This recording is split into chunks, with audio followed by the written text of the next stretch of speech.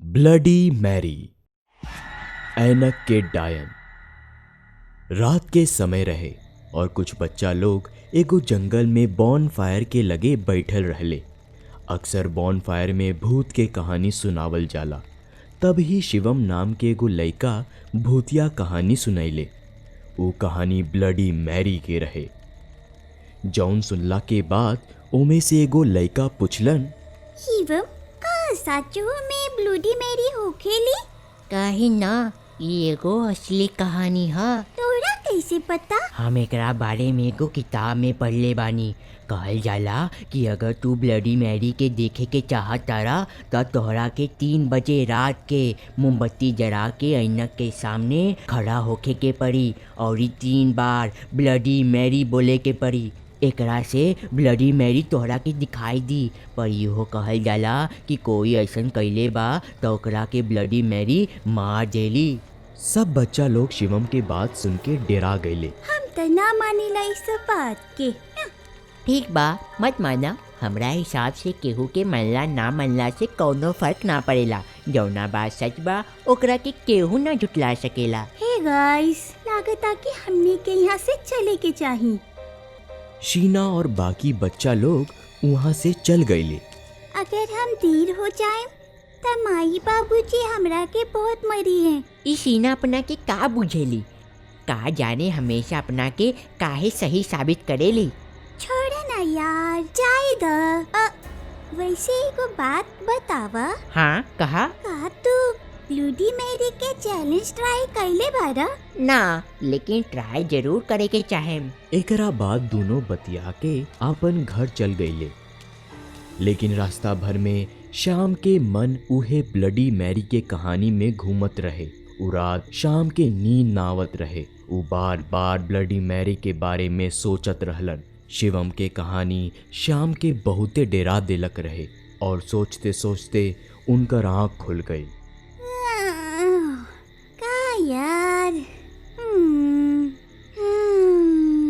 शाम के नींद टूट गए रहे और उठ के बाथरूम में गईलन। तब वो कुछो सोचलन, काहे ना हम ब्लडी मैरी के चैलेंज ट्राई करें? फिर हम शिवम के बताएं कि ब्लडी मैरी असली है कि नकली। कुछ काले रहे के ये चैलेंज में मोमबत्ती के जरावे के पड़ेला। अब कहाँ से लेके आई मोमबत्ती? फिर शाम अपन कमरा में मोमबत्ती खोजे लगलन। बहुते खोजला के बाद उनका मोमबत्ती ना मिलत रहे।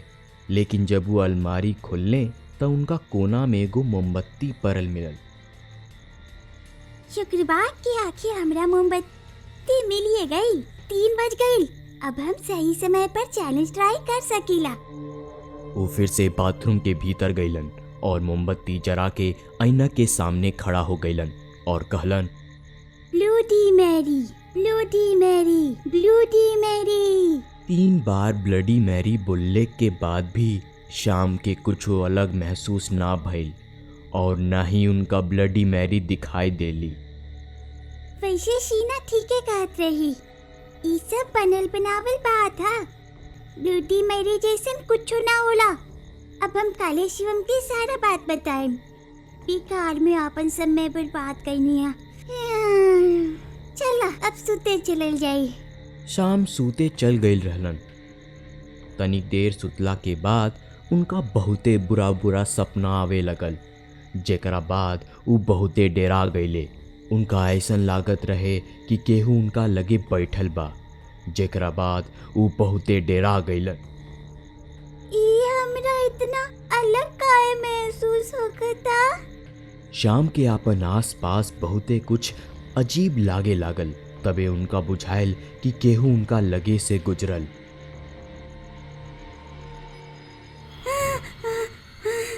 कोनो साया के ऐसे ही आपन लगे से गुजरल देख के शाम बहुते डेरा गईलन। उनकर नींद अब उड़ गईल रहे। उ सूते के बहुते कोशिश कैलन लेकिन उ पूरा रात सूत ना पवलन और ऐसे ही भोर हो गई। शाम उठ के सीधा बाथरूम के भीतर गईलन। भीतर गईला पर उनकर नजर एकदम से ऐनक पर पड़ल जौन की टूटल रहे। अरे ई ऐनक कैसे टूटल बा? जब शाम देखले कि शीशा टूटल बा तो वो हैरान हो गईलन।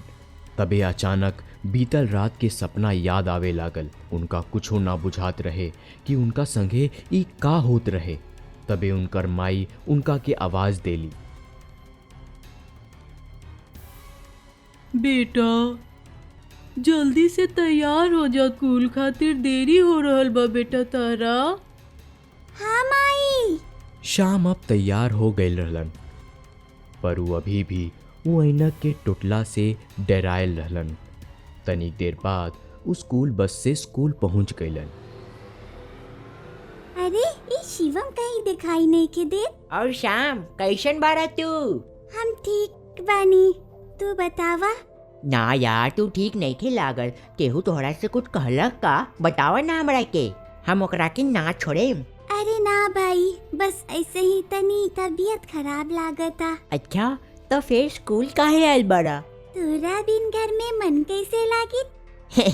अच्छा चला चले के क्लास में, ना तो मिश्रा सर हमनी के क्लास लगा दी हन। हाँ हाँ चला यार। वैसे शिवम तो मिश्रा सर जी के होमवर्क कैले बारनु। यार हम भुला गईनी होमवर्क कइल, अब का करी? लागत आज फिर से क्लास के बाहर खड़ा होके के पड़ी और पिटाई भी पड़ी। कोनो बात न शिवम, हम अपन होमवर्क दिखा देम। यार शाम तू ना रहता तो हमार का होके। पगलेट हवा तू। चला जल्दी से, अब देरी नहीं होत का। हाँ हाँ। ई कह के वो दोनों क्लास के भीतर चल गईले और शिवम शाम से पूछलन, श्याम हम देखा तानी कि तू बहुते परेशान लागत तारा, का बात बा हमरा के बतावा नु। अरे कुछो न यार, बताइनी हता कि हमार तबीयत खराब बा। कुछो तो गड़बड़ बा, ना तो शाम ऐसे नइखन कि हमरा से कुछो छिपइहे, पता करे के पड़ी। कहाँ भुलाइल बारा शिवम, का भइल? कुछो ना। तबे स्कूल के घंटी बाजल। छुट्टी भइला के बाद दोनों आपन आपन घर चल देले। तनिक देर में दोनों आपन घर पहुंच गईले। पता करे के पड़ी कि का होता शाम के संगे। माई हम शाम के घर जाता नी। ठीक बा बेटा, तनी जल्दी अइहा। हाँ माई। जैसे ही शिवम घर के बाहर पैर रखलन, वैसे ही शिवम के माई उनका के बुलवली, शिवम बेटा जल्दी आवा, जल्दी। का भइल माई? बेटा श्याम। माई तू रोत काहे बारू? श्याम अभी दुनिया में ना रहलन। जब शिवम अपन माई से शाम के मुआला के खबर सुनलन तो उ दंग रह गईलन। उनकर हाथ पाँव ठंडा होखे लागल और यू एकदम से बेहोश हो गईलन। बबुआ का भाई? बबुआ उठा, बबुआ। शिवम, शिवम उठा। माई तू झूठ बोला तारू नु, शाम के कुछो बात नहीं के, श्याम अभी दुनिया में ना रहलन। सवेरे तक तो ठीक ही रहलन, अचानक से का हो गए उनकरा। हम नहीं खे मानत, हम शाम के घर जाता नहीं। रुका बेटा, हम चला तानी। ऐसे ही दोनों शिवम और उनकर माई शाम के घर गईले। तब शिवम देखलन कि शाम के माई जोर जोर से रोवत रही। जब वो और चल के देखलन तब शाम के लाश जमीन पर पड़ल रहे और शाम के लाश के गला से लगाकर वो जोर जोर से रोए लगलन। श्याम, श्याम, श्याम चला उठा, चला उठा नू, आवा आवा खेले चलेंगे।